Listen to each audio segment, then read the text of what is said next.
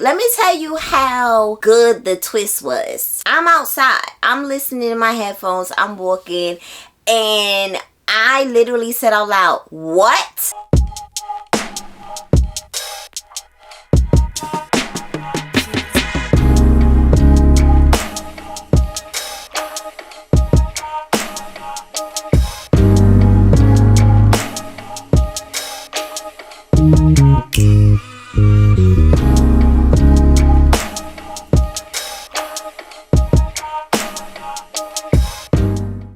Hey y'all, welcome back to Chocolate Covered Pages. I'm Kiona, and in today's video we are finally going to be talking about the best books that I read in 2025. I know I'm a little bit late, but that's okay. Better late than never. This time we're going to do this video a little bit different than I normally do. Normally I would rank them. We're not ranking them this year. These are all straight bangers, if I'm honest, and I tried to rank them and it just didn't work out for me. What does work out for me is putting these in different categories. So I got 13 books to talk about, which is a strange number, but you know, I tried to keep it down to 10, and it just wasn't working out, and I really did not want you guys to miss out on the other 3 bangers. Like, why should I cheat you like that, you know? So I didn't want to do that. 2025, I read the least amount of books that I have read in years. Honestly, I'm not mad about it. I'm really not. I was DNFing like no tomorrow. DNF. And I don't care how far I got into the book. So I found myself reading every day. Yes, reading every day. But then getting to a point in a book where I'm like, you know what? I don't care about this no more. I hope that you would do the same. Because baby, it feels good. So a lot of the books that I actually ended up finishing, I ended up very much enjoying, or at least being okay about, you know, 3.5. And you know, this is why you might be wondering why I did not end up doing a worst books of the year video. I didn't have any to give y'all. I was not gonna conjure up some bad books because I was just like, you know, I didn't really read too many bad books. I read a few books that was like, okay, you know, yeah, they could have came harder, or you know what I mean? Like, oh, this isn't what I you know, had hoped it was gonna be. But as far as like bad, no. So I ended up finishing around 39 books in 2025, which is pretty low for me. Usually I'm at least, you know, 60 and up, but I really didn't want to force it. You know, at the end of the day, the number means much less to me now, especially after experiencing what happens when I don't pay attention to the number and I just do my thing. I wanted in 2025 to just focus on good storytelling, good writing, and I feel like I did that. So let's get into the categories. And the category is gonna be best thriller. And this one ended up just coming in a clutch literally at the end of the year. I was not expecting to enjoy this one as much as I did. This book actually came out in January of 2026, but I had an advanced listening copy from Macmillan Audio, and I kind of sort of talked to you guys about it while I was reading it, when I was in the beginning of reading it, and that is going to be My Husband's Wife by Alice Feeney. Let me tell you how good the twist was, right? I was listening to this book. I was walking to work. I'm outside. I'm listening to my headphones. I'm walking.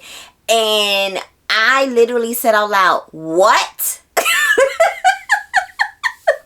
So unexpected. I was just like, yo, you got me. You got me. Because I have read quite a few thrillers, as you know, if you've been watching this channel for a while. And it's not easy to pull the wool over my eyes.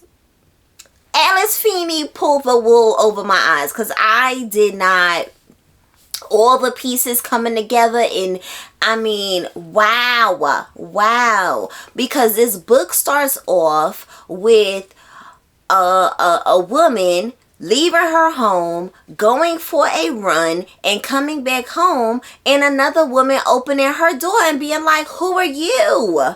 And then her husband coming downstairs and being like, why you at my door? Who are you? And her being like, I don't remember the husband's name, but let's just say his name was Felix. Felix, what you mean? You my husband. This is my house. And him being like, I don't even know this girl. Like, what? Please leave the premises. Like, I must say that there was not enough hands and feet being used during that moment, because yeah, that wouldn't have happened in real life. Cause like, what you mean? You know, that's how the book starts off, and it's just good. It's just good. You know, the POVs. You start wondering, like, why are we hearing from this person? What are we hearing from? You know what I mean? And then it everything just comes together, and it just makes so much sense. Like, it was good. Like, it was good with a T at the end. Okay? And I read some really good thrillers this year, and I feel like I told y'all about them. I did tell y'all about them.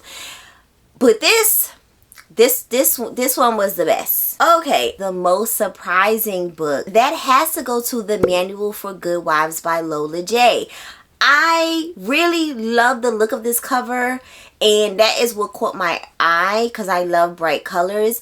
But I had never read a Lola J book. She has another book out that was called The Attic Child, and that got really good reviews, but I never had the chance of picking it up. I don't own it. As you can see, I don't even own this one.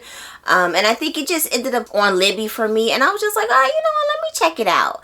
I didn't even really read the synopsis or nothing, okay? All I knew was that it was historical fiction. So I said, well, I'll give it a chance. The synopsis is pretty much about the fact that there's this black woman that is writing a column. She's calling herself Adelaide Copperfield, and she's writing this column telling women how to be better wives. And she is pretty far from that when she is writing this column. And the synopsis leads you to believe that that is all this book is about. And this book is so much more. So much more. You know, it starts telling us what happened to her in the past. And then it flips back to what is going on with her in the present.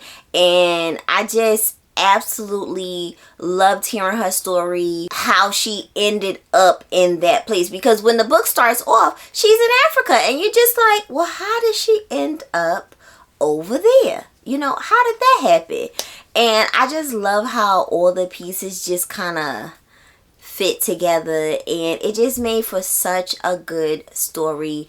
And I think I was surprised because I had pretty much zero expectations for this one, and it just ended up being such an enjoyable read for me. This next category is called characters that are living rent-free in my head. These are some of the characters that I just can't stop thinking about. I'm just randomly thinking about them, and one of them is dead. One of them is dead in the book, like the whole time. So I don't know why I keep thinking about this man, because he is dead, but I can't help it. And that's definitely gonna be Felix from Red Clay by Charles B. Fancer. I love this book so much. Like, I really enjoyed this book. This book reminded me why I love historical fiction so much. It was just such a comfort read for me, because once I was in, I was in.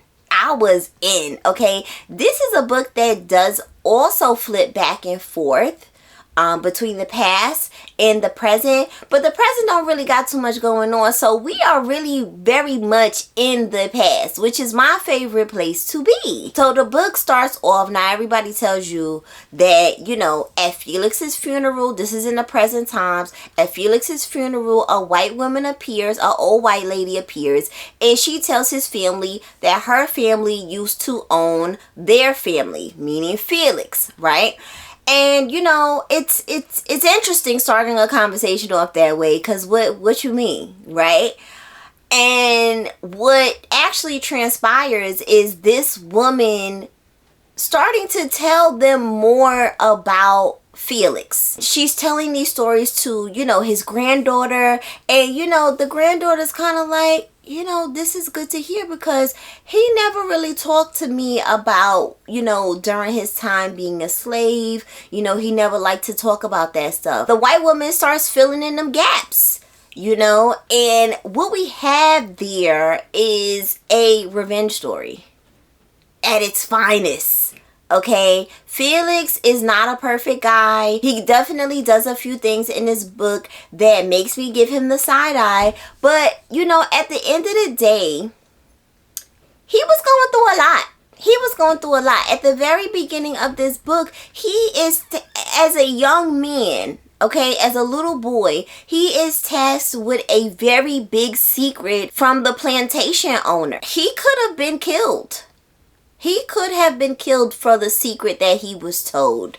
And we see everything kind of kick off from there. From what I'm told, this is based off of the author's actual ancestors. So maybe that's why it's so good, because it's very close to home to the author. But I would still be very interested in seeing what the author comes out with next, because even just the way the book was structured, it was just perfect. It really had me in tune the entire time. There was never a point in time where I was just like, all right, let me go read Red Clay. Like, it was just like, stealing away moments to try to get in a couple more pages of this, because it was just that good. Okay, and then the next book that has a character that I am still randomly thinking about is definitely going to be Ramatule from So Long a Letter by Mariama Ba. As you can see, I very much enjoyed this book.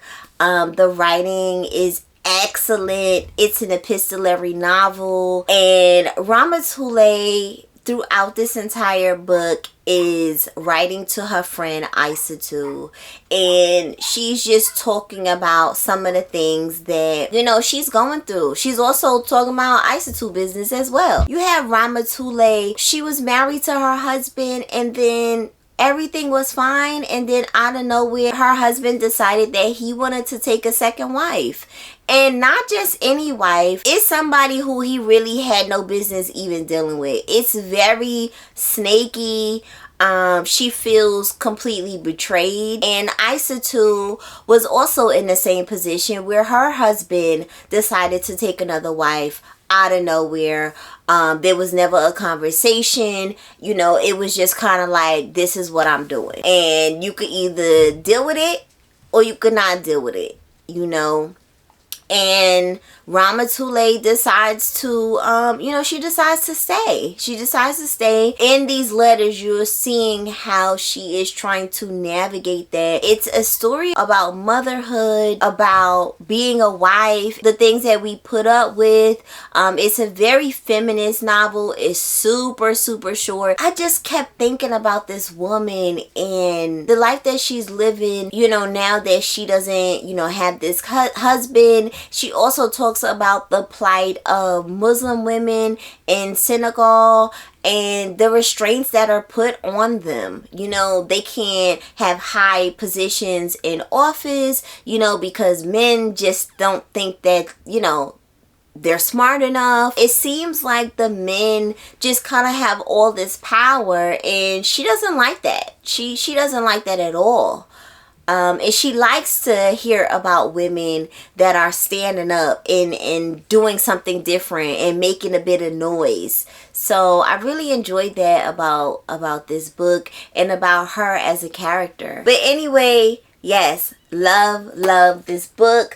Definitely pick it up. It is translated fiction, if that means anything to you. And now I want to talk about the books that made me the most emotional. When I say emotional, I wasn't boohoo crying. No, but none of the books made me boohoo cry this year, which is a shame, because I do like the boohoo cry over a book if I can, but I ain't gonna force it. But these definitely had me like choked up. you know, absolutely choked up to where I had to take a second. I had to pause. I had to close for a second and just get myself together. And the first one is definitely going to be August Town by Kai Miller. Wow, what a freaking book.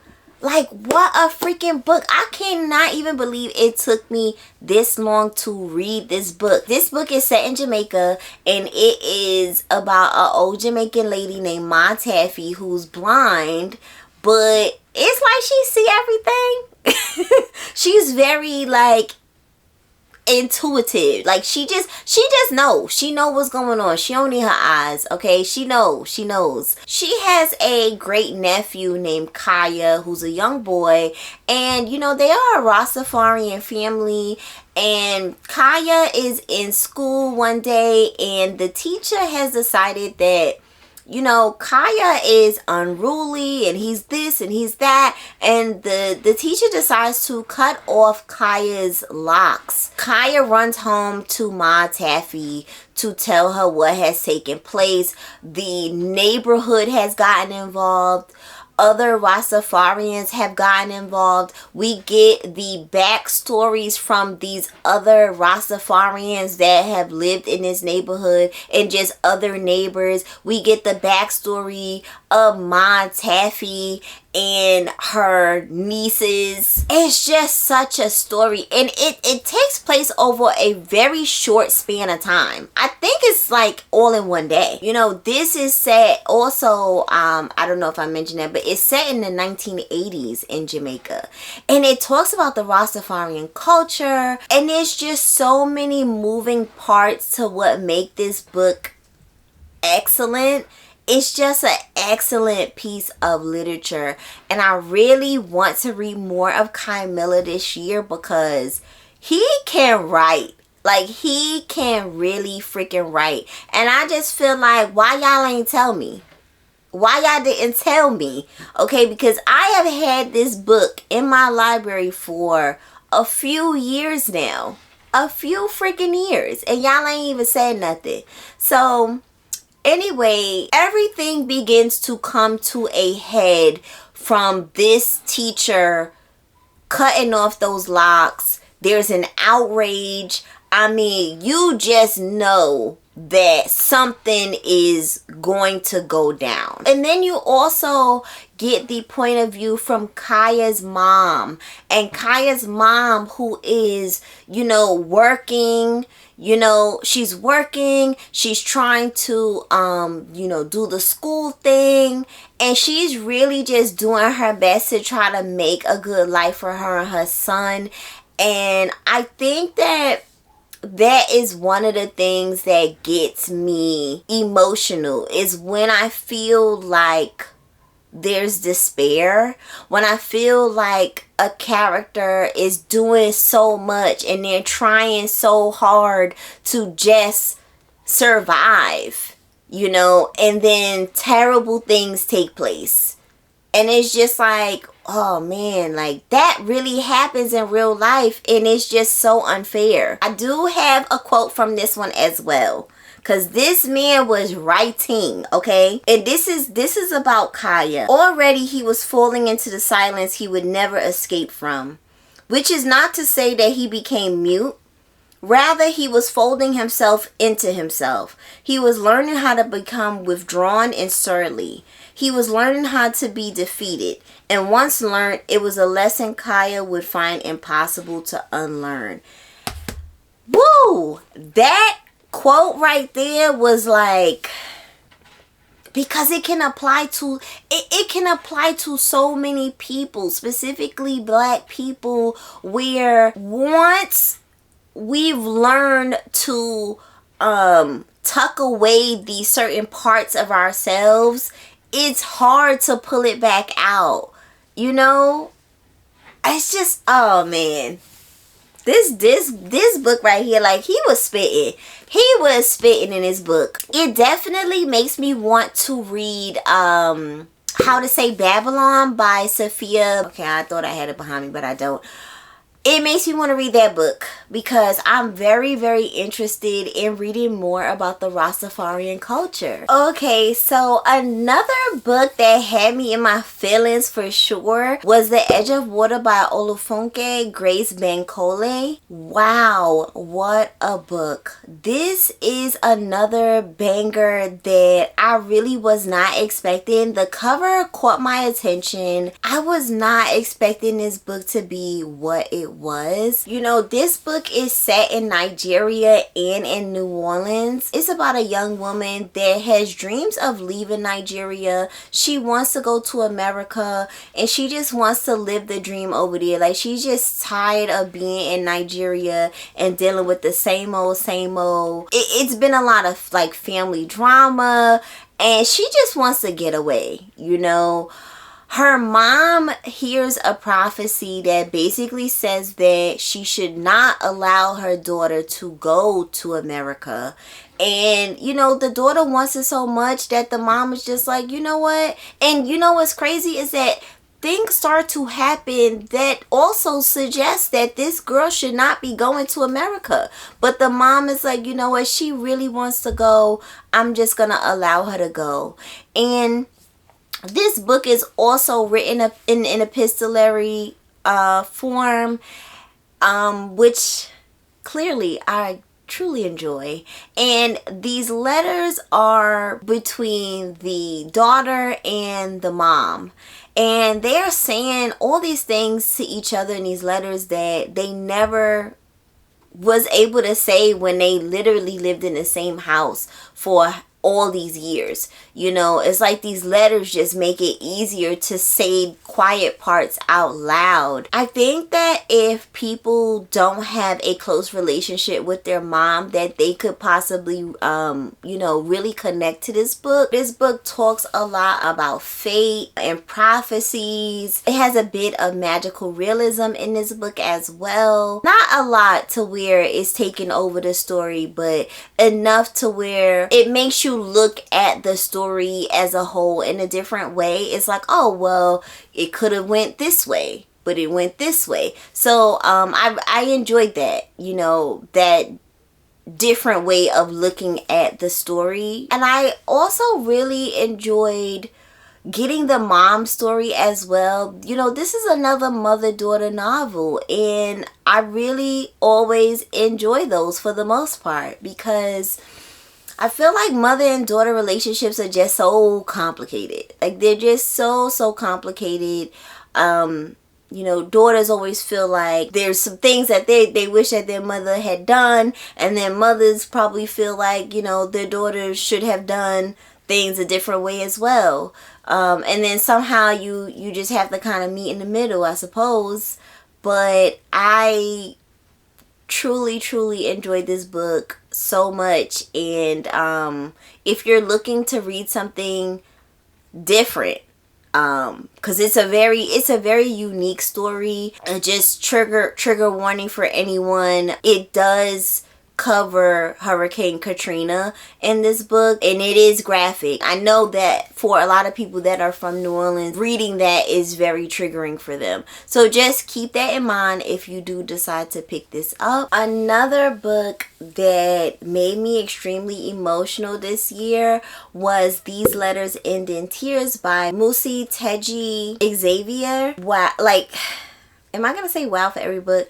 But a lot of these made me feel like, wow, oh my gosh. Because just so unexpected. I read a lot of books this year by authors I've never read from, and that has been so refreshing for me. Just getting new blood, if that makes sense. If that makes sense. This book is set in Cameroon, which at this point in time has a law against same-sex marriage. And if you are even suspected of having sexual relations with the same sex, you could be killed or jailed or just hurt very, very badly. We are following Bassem, and Bassem meets Fatima when they are young, and she is instantly enamored by her. They end up having this, you know, love affair, very, very secret love affair, of course. They end up getting caught, you know, by Fatima's brother. And Fatima's brother, he's always known that Fatima, you know, was into girls, because Fatima also, you know, presents herself as very masculine, and you know, they've always tried to change her, and it just never really worked out. All Bassem knows is that Fatima just disappeared one day, and Bassem, she has been spending all of her time looking for Fatima, trying to find clues and trying to find out what has happened to Fatima. Did she move? You know, she is connecting herself with people that might know any kind of crumb of information. And this is another epistolary novel. Highly unintentional, y'all. Unintentional. I don't know how that all of these end up here. Bassem is writing all of these letters to Fatima, and she just keeps writing like, oh, maybe one day I'll give it to her when I see her, but she just continues to write these letters throughout this book about how much she loved Fatima, and how even when she got older and she started meeting other women that she would secretly meet up with. It's definitely an emotional novel, and I truly enjoyed it. The next category is called Couldn't Put This Down, and that is going to none other than King of Ashes. King of Ashes by S.A. Cosby. I mean, let me tell you something. I was reading this book when I went to Thailand back in April, and I never read on vacation. Like, I may read on the flight, I may read in the airport, but while I'm on vacation, I typically do not read, because I'm here, there, and everywhere, or I'm sleeping, or I'm eating, or I'm like, I'm always on go, you know. And this is a book that when I was listening to it on audio, I was just like, I don't care what I'm doing. I'm just gonna still keep my headphone in, because I want to know how this ends. I literally could not stop listening to this book. And the audio is fantastic, because you know it's Adam Lazar White. Him and S.A. Cosby, they go together like this. Like, they are just a perfect tag team. Adam gets his characters down to the T, to where he knows exactly the type of voice he needs to give them, and they're all different, and it's always Southern, of course, and it's just a perfect combination, to be fair. And this book, I mean, I feel like y'all already know what this book is. Because this book has just been all over the place, and rightfully so, because it's just so good. And honestly, I will say that so far, this is my favorite S.A. Cosby. So I haven't read all of them, but I've read this one, I've read Razor Blade Tears, and I have read All Sinners Bleed. And so far, this is ranking up there as number one. Number one. And I did have the pleasure of meeting S.A. Cosby this year, well, last year in 2025, and he is such a pleasure. He is so funny, and he has a cat, y'all. When I showed up with my stack of books, he was like, oh, thank you, you know, you keeping my cat in luxury, you know, keeping my cat. And it made so much sense that, you know, because you know how cats are. They like a certain lifestyle, you know. So the more money you make, the more you could, you know, hold your cat down, you know. And I wouldn't even expect somebody just writing these crime fiction books to have a little cat. Like, it's just it's just so unexpected. So in this book, we meet Roman Carruthers, and Roman has been doing his thing. He does like these financial things. He has a lot. He makes a lot of money for his clients financially, you know, investing their money and stuff like that. And he moved away from his town, from his hometown. And when his father gets into an accident, he has to go back home and be with his younger brother and his younger sister to find out what is going on. And lo and behold, as siblings tend to do, his younger brother has screwed up a lot of things to where their family is in a lot of trouble. And it's up to Roman to try to get them out of this situation. And boy, oh boy, it's a lot, okay? I just loved everything about this book. Everything about this book. Every character. There was not a character that was wasted on us. Everybody was there for a very specific reason. And yes, there is violence. There's lots of violence. And one of the things that S.A. Cosby said when I went to go see him speak that I really loved is that he said, you know, my violence that I put in my books is very intentional. I want people to feel the violence, to smell the violence, to taste the violence, because they need to know that this violence is here for a very good reason. And then we're gonna circle back to why this was not a good thing, you know, why violence is not good, you know. So I was just like, yeah, taste the violence. Oh my goodness, okay. And we certainly feel it. So he knows exactly what he's doing. He knows how to write a bloody scene. And I love that he doesn't do them for no reason. There's always a reason. There's always a consequence. And I just love that about his writing. But yeah. So make sure you get into this one if you have not already. I feel like everybody read this, but you know, just in case. The next category that I have is debut authors to watch. There are 2 debut authors that came out the gate swinging this year, and was just like, you know what? I'm here. I'm here. I finally got my shot. And y'all gonna remember me. Y'all gonna remember my books. And the first one is going to be Lonely Crowds by Stephanie Wambugu. And this was another surprise for me because I really didn't know what to expect. I knew that this book was set in New York City in the 90s, but it also spends quite a bit of time in New England. We meet Ruth and she meets a girl named Maria. And Maria is pretty much everything she's not. Maria is charismatic. She's fun. She's a life of the party. Everyone loves her. And Ruth is just like, I just want to be friends with Marie so bad. I see her, I want to be her good friend. And that she does. She becomes very good friends with her.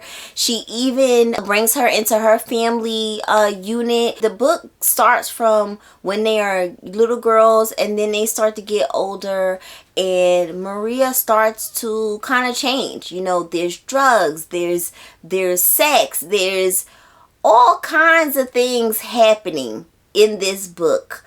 And I loved every minute of it. You know, it's an extremely toxic friendship that we have at the core of this novel. It also talks about being an artist and how hard it is and how you got to have that extra thing. And if you don't got that extra thing, then you probably might not make it, especially in New York. And I think that there's quite a bit of, you know, envy in this book as well. Because, you know, one of them makes it and the other one is not making it. I'm not going to say nothing else. But definitely check that one out. And the next book that came from a debut author that came out swinging is definitely going to be Dominion by Addie E. Kitchens. Y'all done heard about this book a million times. Y'all don't need me to add anything else to it. I also already talked to y'all about this book in a review roundup video. This book really put a spotlight on the fact that, you know, sometimes the people that are in these churches, they not always on the up and up. You know, they be doing dirt too, but it gets cleaned up. This book is set in Mississippi, and we are following two women. We are following a mom, and we are following a girlfriend of a boy named Wonder Boy. In this Mississippi town, we have a big church. Wonder Boy's father is the pastor. And, you know, we have his mom, who we are following, who is the first lady. And Wonder Boy, he does have, you know, other brothers. He's the one we are focusing on in this book. And Wonder Boy struggles a lot with his identity, and he has a lot of anger. He does very harmful things because of this anger. This book is excellent for someone that is just getting back into reading, or they want to get into reading, because it's really non-stop. Like, it's go, go, go. Oh, here's a secret. Oh, here's a backstory for this. Oh, here's something terrible happening over here. Like, it's constantly moving you around to all these, like, shocking moments. And it doesn't feel like they're there just to shock us. They are there for very specific reasons. You figure out at the end how everything is connected, and it's just a very good novel, and I'm definitely looking forward to more from this author. The next category is called Just Damn Good Storytelling, and the first one in this category is definitely going to be Bitter Honey by Lola Akimade. And this is no surprise to y'all. Y'all know I really enjoyed this book. I did host Lola on the Chocolate Tea Party. Please check out the interview if you have not already. This is another book that I really just could not stop reading. I wanted to just continue to find out how it all was gonna end. Sometimes things was just looking bad, and I'm just like, well, what's gonna happen with that? This is another mother-daughter story. As you can see, I like certain things, and when I see that certain things have those things that I like, I'm gonna pick it up. Because why would I deny myself? Why would I deny myself of something that most likely I'm going to enjoy? And I think you should do the same. We are following a mother and daughter, but it's dual timelines. We are following Nancy, who is the mom, in 1978. And we are following her daughter Tina in 2006. So we start with Nancy, who is from Gambia and gets a scholarship to go to Sweden to study in college. And this is where Nancy meets Lars, who is her professor. And you find out that Tina, in present time, Tina is a Swedish pop star. Tina and Nancy don't have the best relationship, so Tina has a lot of anger towards her mom because she doesn't understand why her mom has always been different with her than she's been with her older brother. You know, she's always wanted her mom to be more like comforting and warm, and Nancy has always come off as very cold to her. And I feel like this book definitely explains why that might have happened and what put the distance between them. You know, this book talks a lot about, obviously, you know, mother-daughter relationships and how complicated that could be, and how our mothers were whole people before they had us.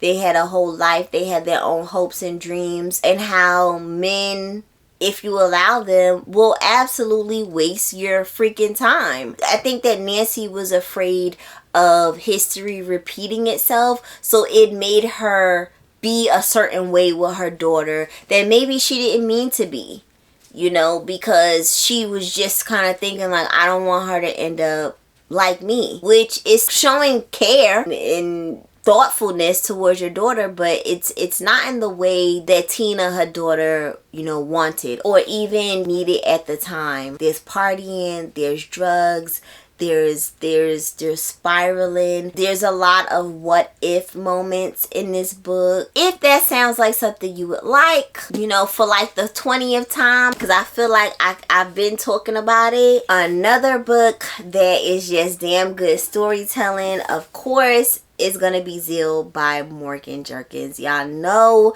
that Morgan Jerkins was gonna be on here. I met her in the summer and she's so lovely. I really enjoyed hearing her speak about this book and why she wrote it the way she did and why did she use certain language that she did. I really enjoyed hearing that. This is another dual timeline. Present day Harlem 2019, and also Natchez, I think, is in Mississippi. Yes.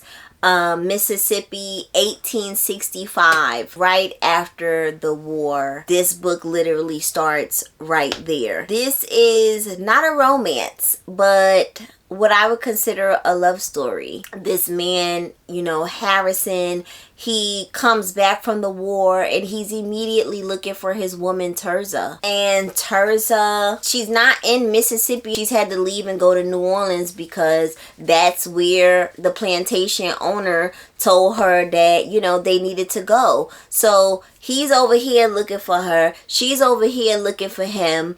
They're using the Freedmen's Bureau to look for each other, to put in these ads. And these were real places where, you know, enslaved people, previously enslaved people, would go to these freedmen places, and they would put out these ads for people that they were looking for, family members, loved ones. So many things happen in this book that I can't say, but I just will say that when you're meant to be with somebody, sometimes nothing can stop you. This last category is called A Book I Wish I Read Sooner. And that absolutely has to go to Blessings by Chukwuebuka Ibe. I had heard very good things about this book at the time, but I didn't end up picking it up. I hate that I waited so long to read it. Once again, reminding me of These Letters End in Tears, because this book takes place in Nigeria around the time where Nigeria has also passed a law against same-sex marriage. You definitely don't want to be accused of having sexual relations with someone of the same sex. Obifuna, who, you know, he's gay and he's known that he was different for quite a while. Another young boy ends up coming to stay at his home to you know, to help out with work, and they have, you know, a couple moments together, and Obifuna's father catches them. I mean, it's not even anything serious what he sees, but what he sees is enough to make him feel like Obifuna needs to go away to a all boys boarding school, which I don't see how that made any sense in his head, but yes, he sends him away to go do that. People are, you know, doing things in staircases and sneaking around in their dorms, and we are reading all of this stuff about how he has to live his life and how he feels like a coward at times because he doesn't stand up for the things that he, you know, that he believes in, and because he's just trying to survive like everyone else. And I think that, you know, a lot of people struggle with that, and the rumors are just a lot. You know, you don't even want that rumor about you. So it's like now you're having to be extra macho just to prove that you're not gay. I just truly enjoyed this book. I think that it will resonate with a lot of people that feel like they can't be their true selves. Anyway, so those are all the books that really just got me through the year. I thank you so much for watching. Did we have any of the same bangers in common? Let me know down in the comments below. Make sure you give me a like and hype the video. If you're new here, make sure you subscribe for more bookish content like this, and I will catch y'all in the next one. Bye.